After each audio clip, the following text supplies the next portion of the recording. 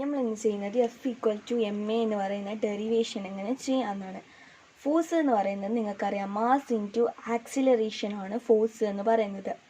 അതൊരു സ്മോൾ ടൈമിലാണ് നടക്കുന്നത്. അതുകൊണ്ട് തന്നെ നമുക്ക് D P by D T ഈ ഒരു സിമ്പൽ നിങ്ങൾക്കറിയാം, ഡയറക്റ്റ്ലി പ്രൊപ്പോർഷണൽ ടു ഫോഴ്സ്.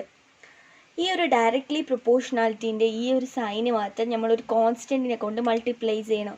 ആ ഒരു കോൺസ്റ്റൻറ്റിനെയാണ് നമ്മൾ കെ എന്ന് പറഞ്ഞിട്ടാണ് എടുക്കുന്നത്. അപ്പോൾ D P by D T equal to നമ്മൾ പ്രൊപ്പോർഷണാലിറ്റി സൈൻ മാറ്റിയിട്ട് എന്താക്കേണ്ടിയിട്ടാണ്, ഈക്വൽ ആക്കേണ്ടിയിട്ടാണ്. അപ്പോൾ കെ എഫ് എന്ന് പറയുന്നത് ഫോഴ്സ് ആണ്. ഇനി കെ ഈ ഒരു കെ നമുക്ക് ക്യാൻസൽ ചെയ്യണം. അപ്പോൾ അതിനെന്താണ് വഴി, K equal to 1 എന്നെടുക്കുക.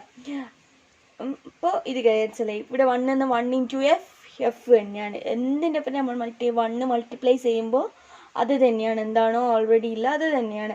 1 into 1 1, 2 into 1 A into 1 A, അത് നിങ്ങൾക്കറിയാം. അപ്പോൾ D P by D T equal F I P. നിങ്ങൾ പഠിച്ചിട്ടുണ്ട് മൊമെൻറ്റം, മാസ് ഇൻറ്റു വെലോസിറ്റി. അപ്പോൾ ഈ പിക്ക് പകരം നമുക്ക് എം വി എന്ന് എഴുതാം.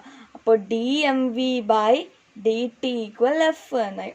ഇനി അടുത്തതായിട്ട് ഈ ഒരു ഇതൊന്ന് റീഅറേഞ്ച് ചെയ്യുക. ആ ഒരു റീഅറേഞ്ച്മെൻ്റാണ് M V D by D T. Just ഒന്ന് റീഅറേഞ്ച് ചെയ്തിട്ട് എഴുതിയതാണിത്. ഇനി ആക്സിലറേഷൻ നിങ്ങൾക്കറിയാം, D V by D T ആണ് acceleration. Therefore F equal to M A. ഇത്രയും സിമ്പിളാണ് ഈ ഒരു ഡെറിവേഷൻ. ഇത് നിങ്ങൾക്ക് ഫസ്റ്റ് 2-3 കൂടി നിങ്ങൾ ചെയ്ത് നോക്കണം.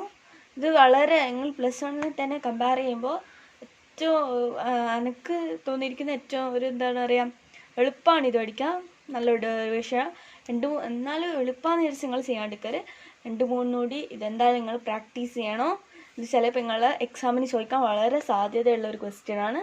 സോ നിങ്ങൾക്ക് ഇങ്ങനത്തെ വീഡിയോ ഇഷ്ടപ്പെട്ടിനെ ലൈക്ക് ചെയ്യാനും ഷെയർ ചെയ്യാനും സബ്സ്ക്രൈബ് ചെയ്യാനും മറക്കരുത്. Thank you.